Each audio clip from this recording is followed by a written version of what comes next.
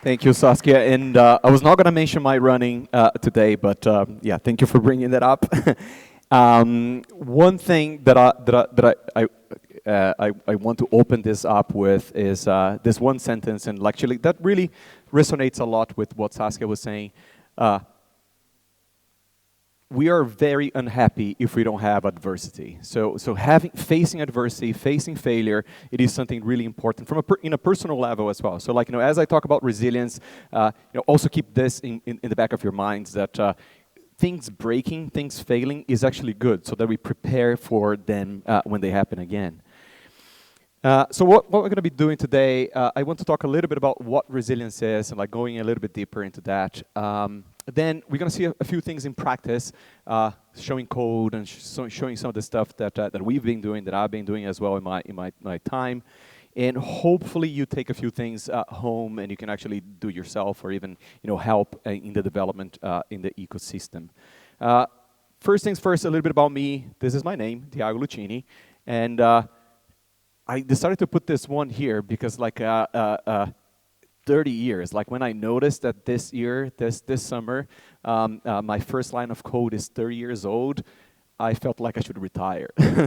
But I'm pretty sure that Clojure community does attract lots of grumpy old developers, like Rich normally says. So I'm pretty sure that some of you have code that is older than that.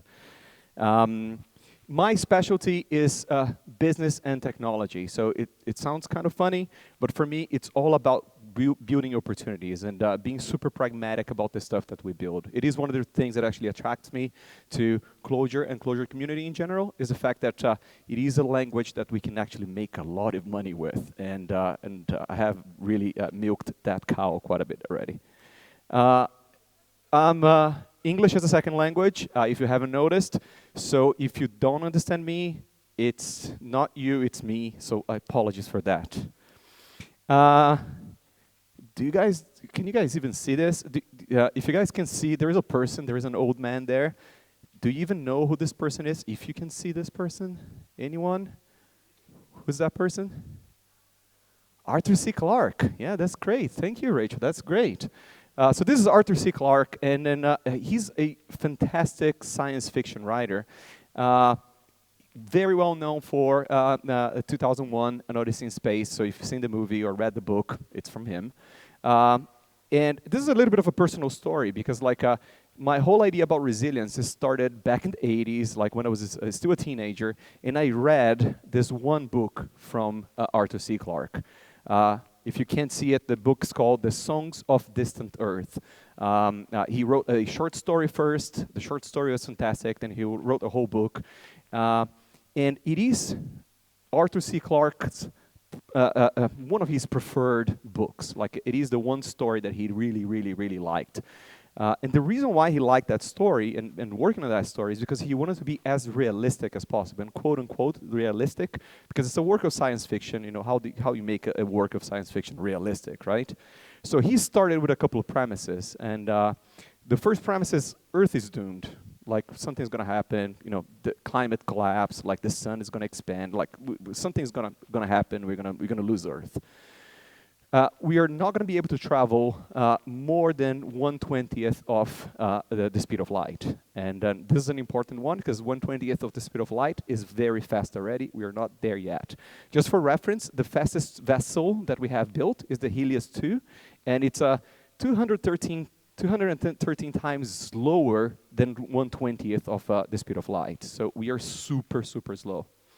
And the last thing that he's really he really, has as a premise is that we're not going to be able to hibernate, to create hibernation. All these science fiction movies that, like, we go into hibernation, we go into those somatic chambers and whatever. Like, he doesn't believe in that. Like, he's like, no, we will die. If we freeze ourselves, we're not going to be able to unfreeze or whatever. So what this means in practice is, like, first, we're all going to die. Second, even the closest exoplanet that could sustain life would still be around 400 years away if we could travel as fast as 200 times faster than we are able to travel today. And because hibernation is not possible, we ourselves, we're not going to be able to get there. So So when you put all those things in practice, like the question that he's just basically posing on the book is, well, given these conditions, how can we ourselves maintain our legacy for the future? And it is a very fascinating problem. And then he really tries to tackle this from a scientific, quote unquote, it's science fiction again.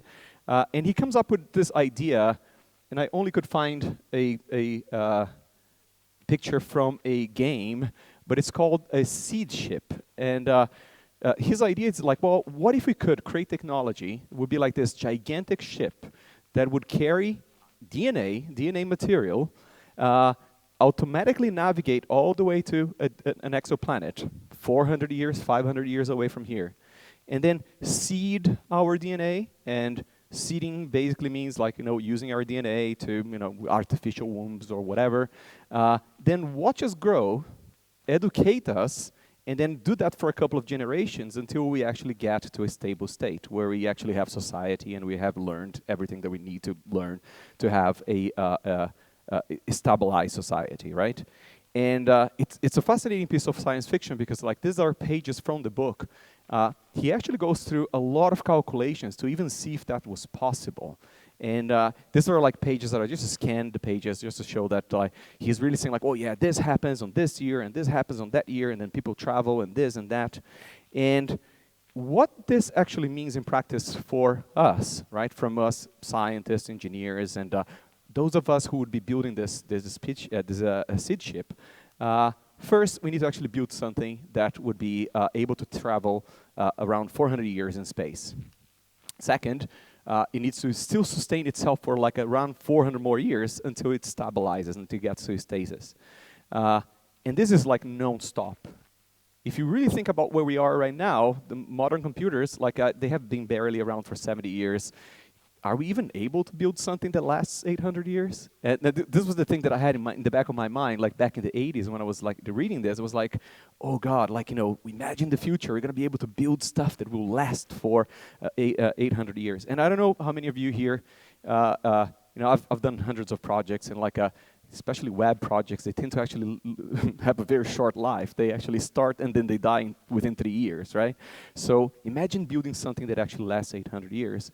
So to build something that lasts 800 years, we would really need, what I call resilient systems, right? This wouldn't be a Clojure conference if I didn't actually have a dictionary definition. So resilience is the capacity to recover quickly from difficulties, toughness. And what I really love about that definition is that we often conflate resilience and failure in a sometimes wrong way, right? What I mean in practice is like resilience does not mean the absence of failure, but actually resilience means recovering quickly from failure. So it basically changes our mindset a little bit. The mindset change here for me personally is that failure will happen, and we need to recover as fast as possible from those failures.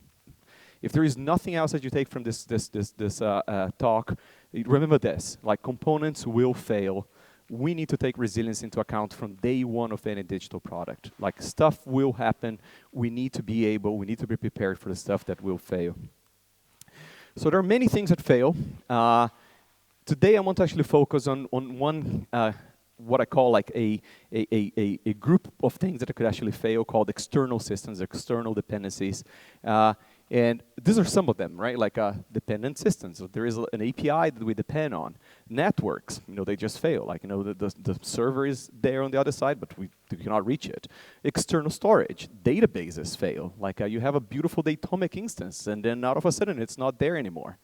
And the last one is the best one, because the cloud fails. And then I have a little bit of a story here, because we were in a meeting talking about all these dependencies and systems, like for a project that I was working on, and we were using Firebase. And then one of the developers in the team said, like, "Oh, we don't have to worry about Firebase. It never fails. It's always going to be. It's on the cloud. The cloud is this magical word that basically solves everything for some people, right?" And then I had to show this. This is like Firebase's status page. And then this is just from a couple of weeks ago when I was preparing for the talk, and you can see that there are certain services within Firebase that weren't available when I was actually taking this screenshot. So Yeah, the cloud is not there. The cloud is a dependency, right? Only thing is like, no, don't be the person saying that the cloud is not going to fail, because it will. So let's get practical. Let's really build something here. Let's build a ship that will last for 800 years. How do we do that? I couldn't really find lots of things in the market that would help me doing that. So I ended up coming up with a tiny little collection of libraries and functions that I'm going to work you guys through here. I called Resilience for CLJ. I like the branding. Why did I do this? First, I wanted something that was easy to add to every single project. Kick off projects all the time. I wanted it to be very easy to add. I also wanted something that I could actually monitor in production. I could see how it was performing, where it was actually recovering from failure, where it was not. And last but not least, I also wanted it to be independently testable. I wanted to test whether the resilience algorithms were actually right, independent from everything else that we have as a business logic. So the system that we're building, let's say that we are building a seed ship, right? And the seed ship has a DNA vault on the right-hand side, and we need to build the left-hand side. We need to build a status system, a DNA status system. So we're going to be like hitting an API, and then just checking where how the DNA vault is, and like every single one of the DNAs, like the 1 billion DNA material that we have there, or whatever. But we're basically building reports. And because this is like year 2300, we're going to use something very modern, and we have an HTTP REST API. This is all we have to build. We have our code sitting there, like we show something, we save a report, but we need to hit like that REST API over and over again. The happy case, and hopefully most of you have seen this, like since school basically, this is what we are going to be doing, right? Like we have a consuming system, HTTP request, DNA vault as an external system on the other side. It's a Clojure conference, so this is Clojure code that does exactly that, right? Like I'm using HTTP kit or anything generic here, it doesn't matter. But there is an HTTP get function that gets the URL, sends the ID, and you get something. However, this DNA vault system is a bit crappy. Like sometimes it takes 20 milliseconds, sometimes it takes a minute, sometimes it takes infinite. Like it's a very crappy system. So we need to take that into account, that it will take time. And a very common way to basically deal with that is doing something like this, right? I think that this is HTTP kit or CLJ HTTP, I don't remember. But that's the interface. You basically say, well, now we have a whole second, 1,000 milliseconds of timeout.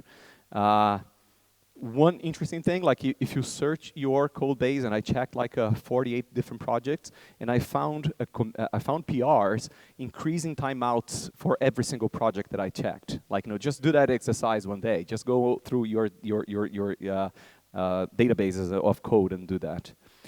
However, this is the future, right? So you eavesdrop this conversation from some of the DNA vault engineers, and you hear something like this. They're saying like HTTP, should we do HTTP2? What about IPFS? How many of you have heard about IPFS? Interplanetary file system, right? So because it's the future, so it needs to be interplanetary. So the point, my joke here is like we don't even know if that's going to be HTTP, right? Do we really trust if we have a function like this where you send a UUID and you get the DNA status of that UUID? I really don't. Like, I don't trust that function. What I would really like to have is something like this, right? I would like to get that function and decorate and get a new function that is better, that does what I want. And this is the interface that I decided to go for on Resilience for CLJ. This is Resilience for CLJ. I'm creating a time limiter with default settings. The TL create there is creating a time limiter. And then I'm saying, create a new getDNA function called better getDNA status that decorates the getDNA that you already have, and now decorates that with a time limiter. So you will have a time limit on that one function now. And then, of course, there are some default options. The default option here is that it's 1,000 milliseconds, so it's a second. You can put it down, put it up, do whatever you want. And there are like way more features that you can also extend on the time limiter that I don't have time to go into, but it's you get the idea. There is something else that happens. You know, this system is really, really crappy. So sometimes you want to just retry. Like, you know, it fails, and you want to make sure, like, you know, either it fails or it times out, and you want to be able to retry even if it times out a little bit. So for Resilience for COJ, I went for the very same interface. Of course, here I'm importing a retry module and then creating what I call here a DNA retry with the R create, right?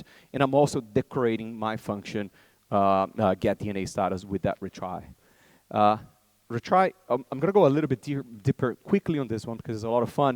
The default options are this, like it will retry a maximum of 3 times and wait 500 milliseconds between retries, which would create something like this. Like if this would be a timeline, it would be like, you know, yeah, it's failing. Of course, this is more than 3 times, but it's actually doing like you know, all these 500 millisecond intervals. However, this is the future, so we are using containers, and most probably, if the server fails, the DNA vault fails, you would have something like this, right? You would have like multiple clients or multiple containers basically hitting that service almost in at the same time. And even though it looks like this from the container side, from the server side, from the DNA vault side, it would look like this. It would actually pile up, you know, and basically sync everything. So if that system is offline and then comes back online, when it comes back online, it will be put offline again because of the amount of requests that you're putting to it.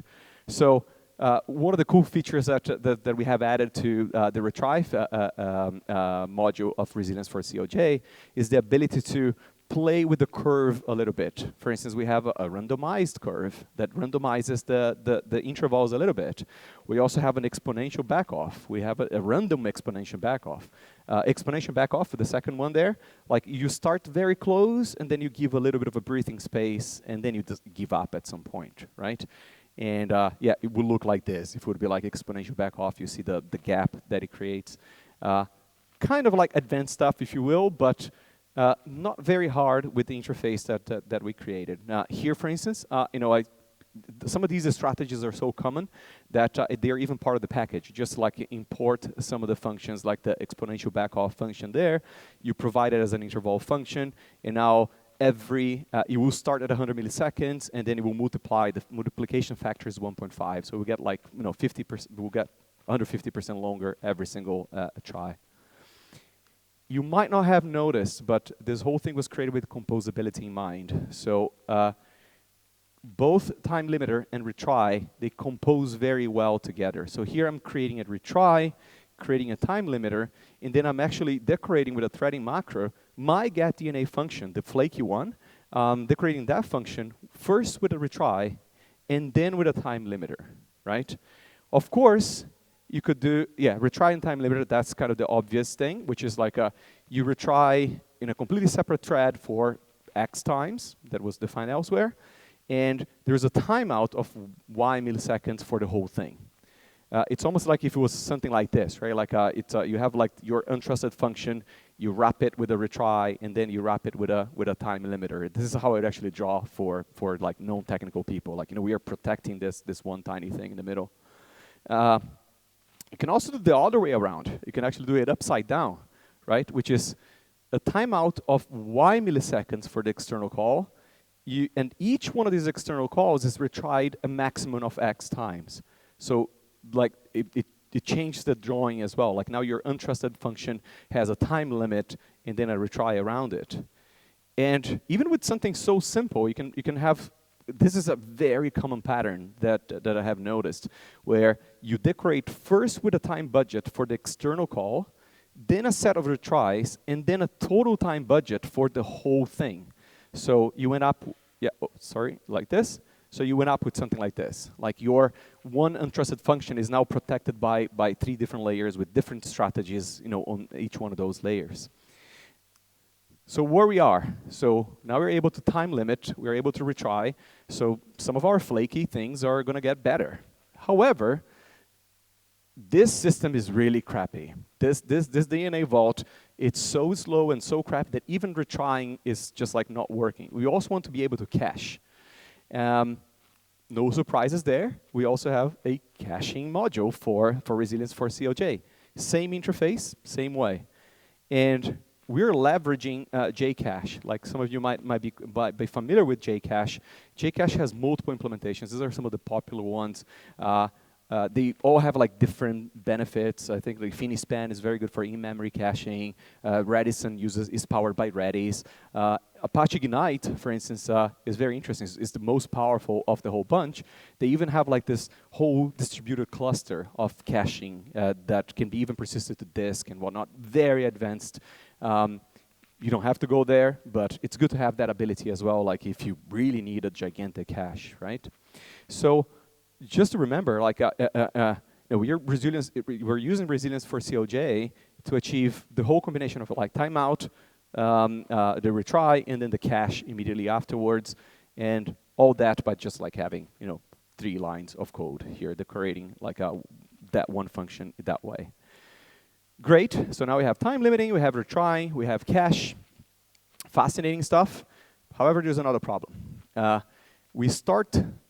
And if your projects are like mine, we start with this very simple idea that our system is in the middle. We're consuming this one thing from one system.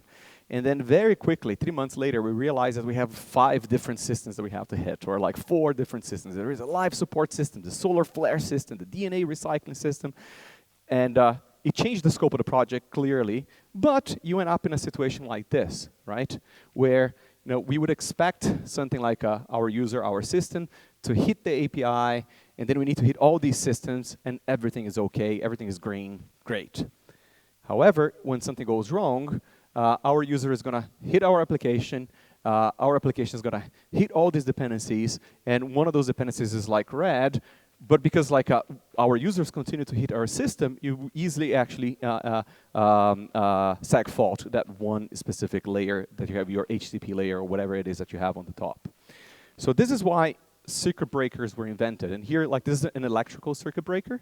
Of course, we have digital circuit breakers, but electrical circuit breakers are there to protect the 2 sides of the equation, right? They're there to make sure that people don't electrocute themselves, and they're also there to make sure that failures don't cascade upwards in the system, so that otherwise your house could short circuit and actually put the whole neighborhood down. They could actually put the whole city down. They could put the whole country down. So that's why you have like breakers bigger and bigger.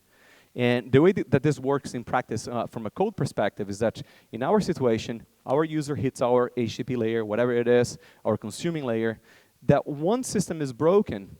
If that one system is broken and it realizes that it's broken, it will basically create a small trigger saying, don't even come here anymore. Like this is bad. This one path is bad.